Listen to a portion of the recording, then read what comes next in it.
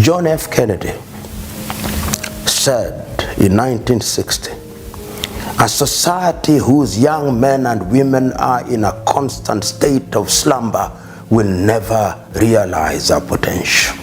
The announcement did not come from the presidential palace. It did not come from a government podium in Ouagadougou. Instead, it rose quietly but powerfully from the heart of Kadogo, a region that rarely makes national headlines. And yet, what was unveiled there has now seized the imagination of the entire nation. A Burkinabe billionaire woman, long admired for her wealth but never seen as a political player, has revealed a project that is already being described as a national game-changer. A rice processing plant of unprecedented scale, the largest in all of Africa. The sheer size of the facility has stunned observers. With the ability to process 400 tons of rice per day, this is not just another factory on the industrial map of Burkina Faso.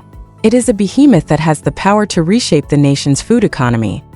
For years, Burkina Faso has poured millions into importing rice from Asia just to meet local demand. Ships unloaded sacks that became daily staples in Burkinabe households. But now, standing tall in Bissamium, is an industrial machine capable of flipping that dependency upside down. What makes this news even more startling is how it blindsided the political leadership itself. President Ibrahim Traoré has championed food sovereignty since the first day he took office. He has urged his citizens to believe in their own capacity to feed themselves. And yet, even he, insiders whisper, was caught by surprise at the scale of this private achievement. Ministers who visited the site after the unveiling spoke of a revolution hidden in plain sight. They admitted the government had offered support, but none had anticipated such an audacious final product. For ordinary citizens, the news traveled like wildfire. Radio broadcasts buzzed with excitement. Social media exploded with pictures of the massive plant. In marketplaces across the country, whispers turned into bold proclamations. In Ouagadougou, young vendors spoke with awe about the possibility that Burkina Faso could soon become a rice exporter. In Bobo Dioulasso, farmers gathered in circles as leaders explained how their harvests could finally be transformed into stable income. In Kaya and Kadogo, women's groups discuss what new jobs and opportunities might now flow into their communities. The billionaire herself has remained largely silent, avoiding flashy speeches. But her representatives made one thing clear. This project is not about profit alone. It is about sovereignty. And in Burkina Faso under Traoré, sovereignty has become the most powerful political word of all. In a region where dependence on foreign goods has often meant dependence on foreign powers, the Kadogo rice plant has come to symbolize something greater, a people taking control of their own future. This story, however, is not only about size. Rice mills exist across Africa. None have generated such shockwaves. So what makes this facility different? Step inside the gates of the Kadogo rice plant, and the answer becomes clear. This is not just a warehouse of machines. It is an ecosystem of precision engineering designed to transform raw harvests into polished, market-ready rice that can rival any imported grain. Trucks loaded with freshly harvested rice arrive at the intake bays, where the grain is immediately cleaned of dust, stones, and impurities. Conveyor belts then channel it into high-capacity washing units that scrub the rice to international standards. From there, it moves into polishing machines that give it a gleaming, uniform finish. The marvel comes in the milling halls. Automated lines separate broken grains from intact kernels with surgical precision. Broken rice is packaged separately for markets that demand it, ensuring nothing is wasted. Intact grains are sorted by size and weight, ready to be branded as premium Burkina Bay rice. And packaging? For the first time, rice from Burkina Faso leaves in sealed, printed bags that meet global retail standards. No more rope-tied sacks. No more faded ink stamps. Instead, the rice carries a new identity, one of dignity, quality, and national pride. But the brilliance of Kadogo is not only its polish, it is its efficiency. Energy-saving systems minimize power use. Integrated storage silos prevent spoilage, tackling one of Africa's greatest silent crises, post-harvest loss. Across the continent, millions of tons of grain rot before reaching consumers. In Kadogo, airtight silos and temperature-controlled systems ensure that every harvest has value. Another revolutionary feature is adaptability. This is not a rigid plant. It can scale operations up or down depending on market demand. During drought or crisis, it prioritizes domestic supply. In times of surplus, it pivots to exports. In an era when rice prices spike unpredictably, that flexibility is both a shield and a weapon. And then comes perhaps the most powerful feature: people. Rather than importing foreign expertise, the billionaire insisted on building local capacity. Burkinabe engineers and technicians were embedded in every stage. Workshops were established on-site to train young people in maintenance, packaging, logistics, and quality control. In a country where technical training opportunities are scarce, the plant doubles as a school, producing not just rice but skills. The heartbeat of Kadogo, then, is not its machines. It is the lives it touches. For farmers, the change is immediate. For decades, their harvests were uncertain. Crops spoiled, prices collapsed under cheap imports, or middlemen bought low and sold high. Now, with the plant as a guaranteed buyer, farming becomes predictable. Contracts with cooperatives mean that what farmers grow will be processed, packaged, and sold. Farming shifts from a gamble into a profession.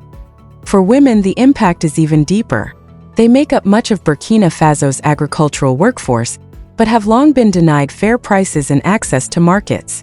With Kadogo, women's cooperatives are formal partners in the supply chain. Their rice leaves not as anonymous sacks but as branded premium products. Inside the plant, women are hired for roles in packaging, logistics, and quality control. Many are stepping into salary jobs with benefits for the very first time. For youth, the factory is a lifeline. In a country where unemployment pushes many to migrate, Kadogo offers a new horizon. Young people are being trained as machine operators, warehouse managers, and technicians. Others launch businesses around the industrial hub, from transport services to restaurants. For the first time, farming is regaining its dignity. Instead of fleeing rural life, young people are beginning to see agriculture as a career of opportunity. The ripple effects are already visible. Schools report higher attendance as parents can now pay fees. Local markets are booming. Clinics note better nutrition as families diversify their diets.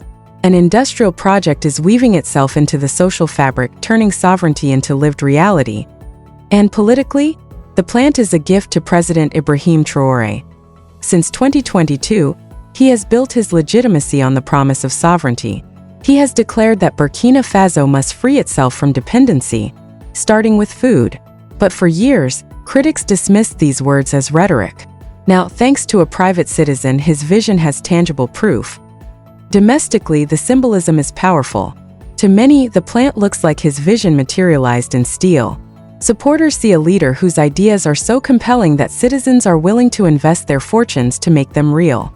Opponents now face a new reality. Burkina Faso has proof of industrial progress. Regionally, the stakes are even higher. In a Sahel defined by turbulence and defiance of Western pressure, every act of self-reliance is political. Kadogo shows that Burkina Faso can build without foreign aid or conditional loans. It strengthens Traoré's hand in the alliance of Sahel states, proving that sovereignty is more than slogans. Internationally, the plant complicates the narrative. Western media has often painted Burkina Faso as a nation spiraling into isolation under military rule. But Kadogo tells a different story, one of innovation, industry, and African-led development. For allies like Russia and China, it is proof that sovereignty is achievable without Western tutelage. And perhaps most striking of all, this achievement belongs to a woman, a billionaire who chose to invest not in luxury abroad, but in sovereignty at home. That single fact reframes power in Burkina Faso. Sovereignty, it shows, is not confined to soldiers or politicians.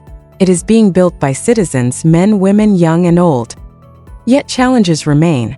The government must integrate this milestone into its food strategy without appearing dependent on private wealth. Traoré must frame it as part of a collective national movement, not a billionaire's isolated triumph.